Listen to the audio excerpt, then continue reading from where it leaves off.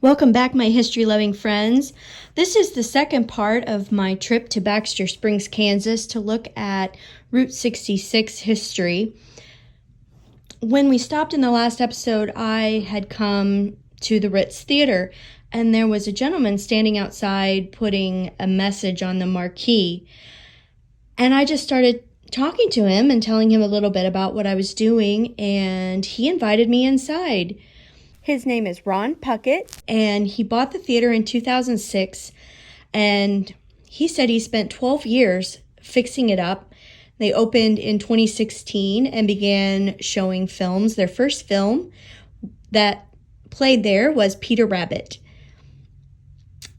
Unfortunately, around 2019, early 2020, they did shut down pretty much like the rest of the world did for COVID, and so he was there getting ready to reopen it. And so it was really exciting to get to go inside, and I'm just going to share with you what happened when I was touring the theater and the conversation I had with him. This is Baxter Springs' old theater, the Ritz. And they still show movies here.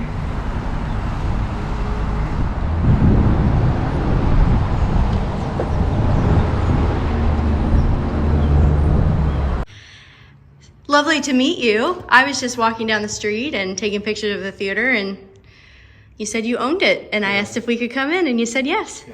Yeah. So we haven't been open since a year ago last March because of COVID. And other issues. Yeah.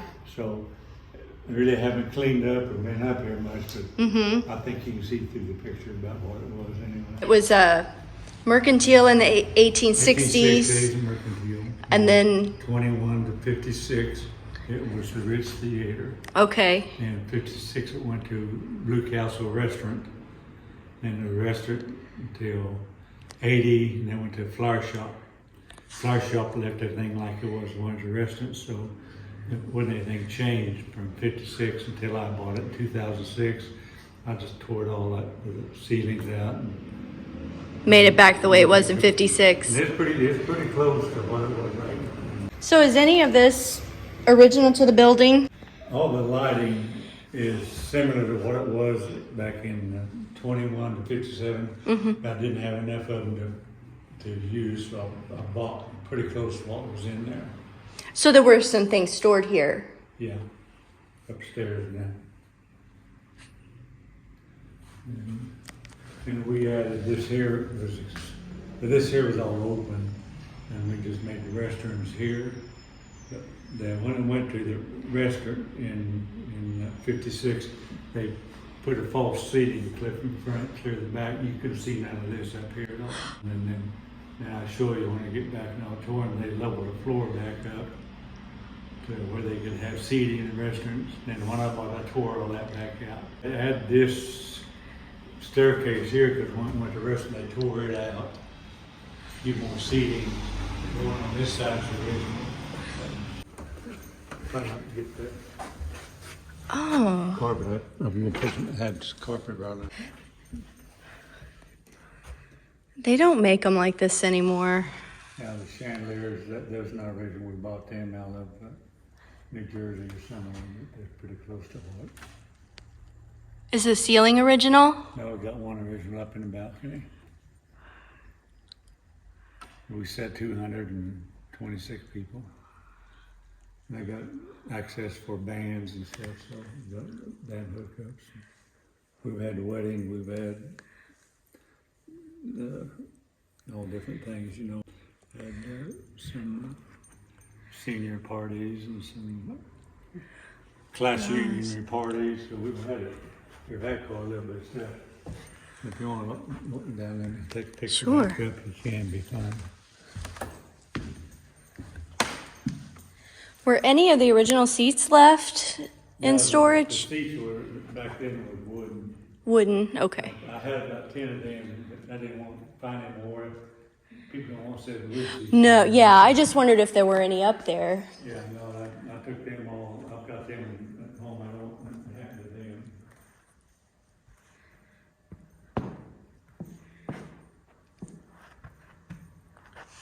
It's so neat. Theaters that had balconies. They almost all did back then, didn't they? Yeah. And the projection is still up there, and it's digital now. So the old film type, it's digital. I don't miss that. I remember going to see movies and the film would burn up halfway and you'd have to leave or come back later. For young people who might be watching this, they used to use an actual film strip to play movies. And you would go and you would be watching your movie and everything would seem fine. And then all of a sudden the screen would just start. It's kind of hard to describe, but basically what was happening is the film itself was burning up. And when that happened, that movie was ruined and you weren't going to see the end of your movie. This is a picture of the film itself that is burning up. And on the screen would just kind of go black, I guess. Big black dots for all those circles you see here where the film is melting. So digital is great. That doesn't happen anymore. And for another little fun fact, when movies first started, silent films, that film was made of nitrate. And nitrate, as it decays, actually can catch fire. And you had instances of theaters that were storing films that suddenly would burn down because the nitrate film that they were storing had caught fire. A lot of movie studios started to just pitch old films because they were made of nitrate, and they literally would burn down their movie studios. So that's one reason why a lot of silent films don't survive, because they were literally a safety hazard, and film companies would take them and they would just make these massive pits and bury their nitrate film to prevent things from burning down. So we're lucky that we have the films that survive, that we have any at all. Even the National Archives, who know how to handle this stuff, had a huge fire in 1978. Destroyed 12.6 million feet of newsreel footage that had been donated by Universal Studios. Here is a 1973 article talking about the facility, their preservation efforts, and the danger that fire posed. And they would have a massive fire in one of their buildings 5 years later.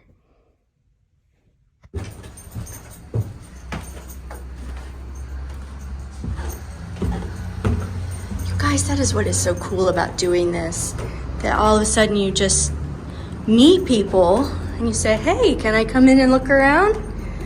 And they say, yeah. This opened as a theater in 1921. So during the age of silent movies, there would have been either a piano or an organ, some kind of instrument with a musician playing along with the film. This 4-tier manual Wurlitzer organ was in the Beacon Theater in Manhattan and used for silent films. The one that would have been in this theater probably was not this fancy. Because there was no dialogue, that was just so that they would have some kind of sound and they would add sound effects. A lot of the time it was an organ that could make other sound effects, like if a car honked its horn, for example, or if there was an explosion on screen. Just little things like that. They might have even had, a little horn they could beep and tried to do it along with the film. It was a complete experience. And I was fortunate enough to go see Buster Keaton's film, The General. So it was a theater of the era, and a live band came and played